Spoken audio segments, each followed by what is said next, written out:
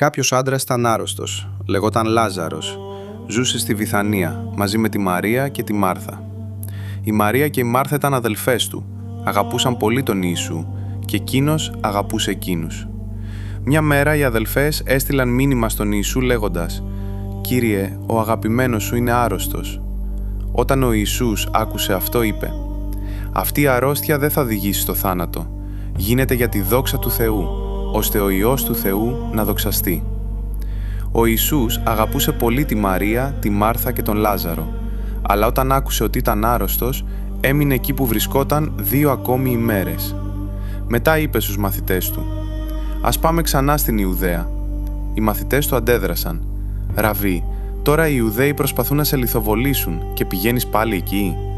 Ο Ιησούς απάντησε «Μήπως δεν υπάρχουν 12 ώρες την ημέρα? Όποιος περπατά στον ήλιο δεν σκοντάφτει, γιατί βλέπει το φως αυτού του κόσμου. Αλλά όποιος περπατά τη νύχτα σκοντάφτει, επειδή δεν υπάρχει φως μέσα του».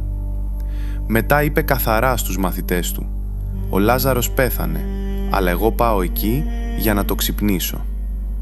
Ο Θωμάς, που ονομαζόταν Δίδυμος, είπε στους άλλους «Ας πάμε κι εμείς για να πεθάνουμε μαζί του».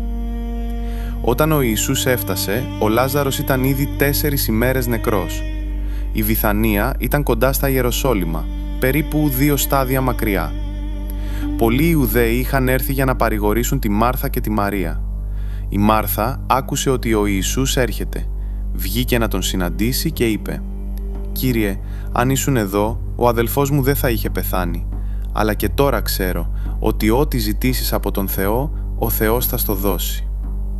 Ο Ιησούς της είπε «Ο αδελφός σου θα αναστηθεί». Η Μάρθα απάντησε «Ξέρω ότι θα αναστηθεί την τελευταία ημέρα». Ο Ιησούς της είπε «Εγώ είμαι η Ανάσταση και η ζωή. Όποιος πιστεύει σε μένα, ακόμη κι αν πεθάνει, θα ζήσει. Και όποιος ζει και πιστεύει σε μένα, δεν θα πεθάνει ποτέ. Πιστεύεις αυτό?» Η Μάρθα απάντησε «Ναι, Κύριε, πιστεύω ότι εσύ είσαι ο Χριστός, ο Υιός του Θεού που έρχεται στον κόσμο». Μετά πήγε να καλέσει τη Μαρία λέγοντας σιγανά «Ο διδάσκαλος είναι εδώ και σε ζητά». Όταν η Μαρία άκουσε αυτό, σηκώθηκε γρήγορα και πήγε προς τον Ιησού. Οι Ιουδαίοι που ήταν μαζί της μέσα στο σπίτι νόμιζαν ότι πήγαινε στον τάφο για να κλάψει εκεί και τον ακολούθησαν.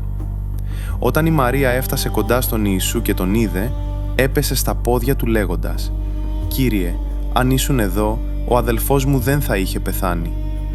Όταν ο Ιησούς είδε ότι έκλαιγε και είδε τους Ιουδαίους που τον ακολουθούσαν να κλαίνε, συγκινήθηκε βαθιά και ταράχτηκε. Τότε είπε «Πού τον έχετε βάλει?» Του έδειξαν τον τόπο και ο Ιησούς δάκρυσε. Οι Ιουδαίοι είπαν «Δες πόσο τον αγαπούσε». Μετά φώναξε δυνατά «Λάζαρε, έλα έξω». Και αυτός που ήταν νεκρός βγήκε, δεμένος ακόμα στις συνδώνες, με την κάλυψη στο πρόσωπό του. Ο Ιησούς είπε «Ξεδέστε τον και αφήστε τον να φύγει».